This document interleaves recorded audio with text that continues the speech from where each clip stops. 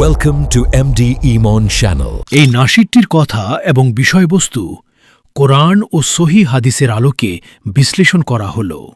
নাশিদটিতে মূলত রাসূলুল্লাহ সাল্লাল্লাহু আলাইহি ওয়াসাল্লামের প্রতি ভালোবাসা প্রকাশ করতে গিয়ে এমন কিছু শব্দ এবং বাক্য ব্যবহার করা হয়েছে যা ইসলামের মৌলিক আকীদা বা তাওহীদের সাথে সাংঘর্ষিক।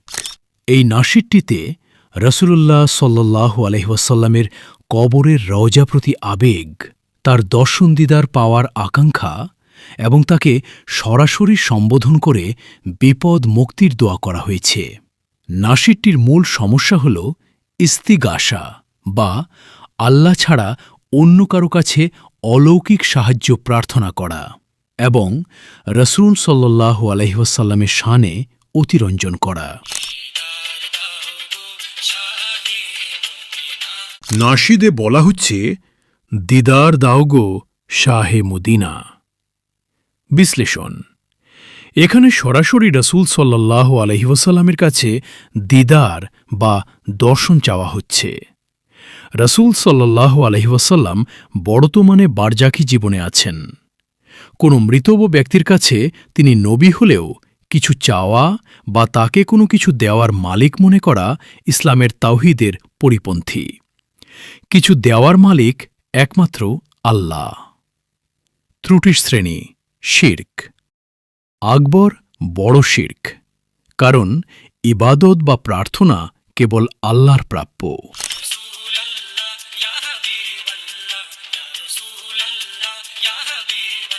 নাশিদে বলা হচ্ছে, ইয়া রাসূলুল্লাহ, ইয়া হাবিবুল্লাহ, সরাসরি আহ্বান।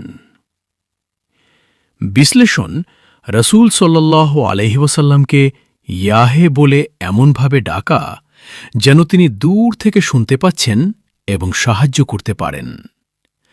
আল্লাহ ছাড়া কেউ দূর থেকে কারো ডাক শোনে না এবং হাজত পূরণ করে না।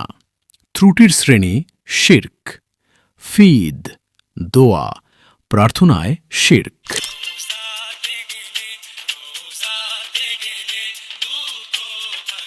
নাশিদে বলা হচ্ছে, রজাতে গেলে দুঃখ থাকে না।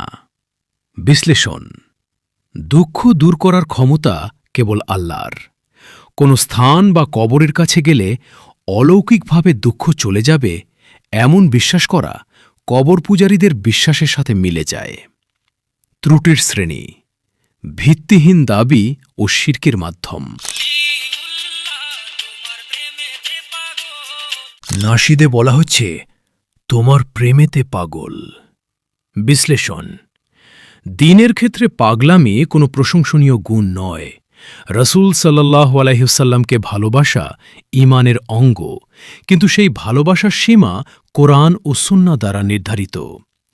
অতিরঞ্জিত আবেগ অনেক সময় মানুষকে শিরকের দিকে নিয়ে যায়। ত্রুটির শ্রেণী: অতিরঞ্জন, ঘুলু। কুরআন ভিত্তিক প্রমাণ: আল্লাহ ছাড়া অন্যকে ডাকা নিষেধ। আর আল্লাহ ছাড়া এমন কাউকে ডাকবে না যে তোমার কোনো উপকার করতে পারে না এবং কোনো ক্ষতিও করতে পারে না। অতএব তুমি যদি তা করো তবে অবশ্যই তুমি জলিমদের শিরককারী অন্তর্ভুক্ত হবে। সূরা ইউনুস আয়াত ১০৬। মৃতরা ডাক শুনে সাড়া দিতে পারে না। তোমরা যদি তাদেরকে ডাকো তারা তোমাদের ডাক শুনবে না, আর শুনলেও তোমাদের ডাকে সাড়া দিতে পারবে না। সূরা ফাতির আয়াত ১৪। সহিহ হাদিস ভিত্তিক প্রমাণ: রাসূলুল্লাহ সাল্লাল্লাহু আলাইহি ওয়াসাল্লাম বলেছেন, যখন তুমি কিছু চাইবে তখন কেবল আল্লাহর কাছেই চাও, আর যখন তুমি সাহায্য চাইবে তখন আল্লাহর কাছেই সাহায্য চাও।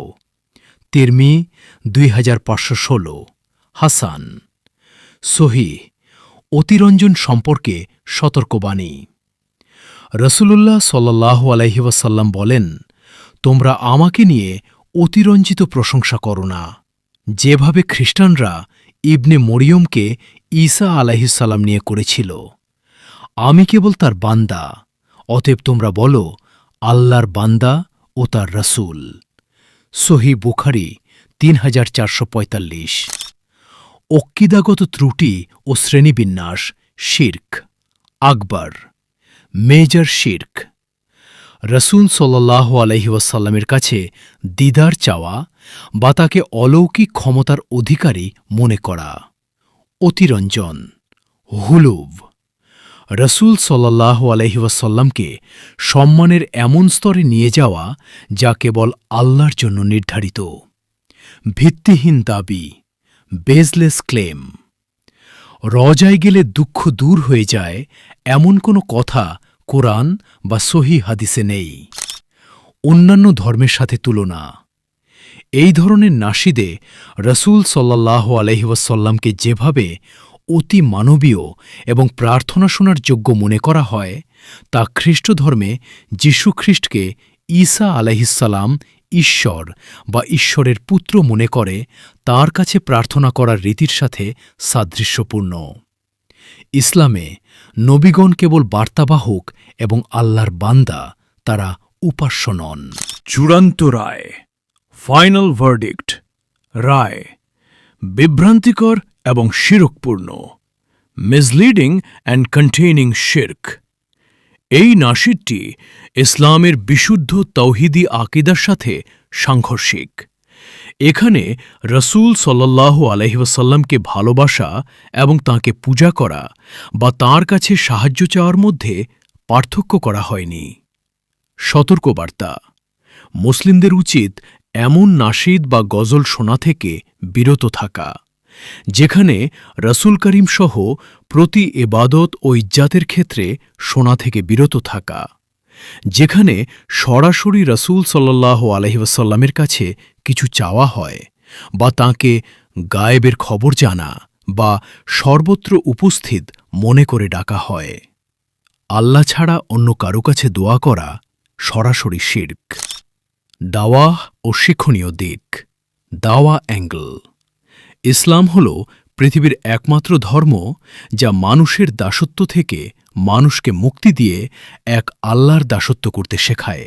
আমাদের উচিত রসুল সাল্লাল্লাহু আলাইহি ওয়াসাল্লামকে ততটুকুই সম্মান করা যতটুকু আল্লাহ ও তার রসুল সাল্লাল্লাহু আলাইহি ওয়াসাল্লাম নির্দেশ দিয়েছেন। তাঁকে ভালোবাসা মানে তার সুন্নাহর অনুসরণ করা, তার কাছে প্রার্থনা করা নয়।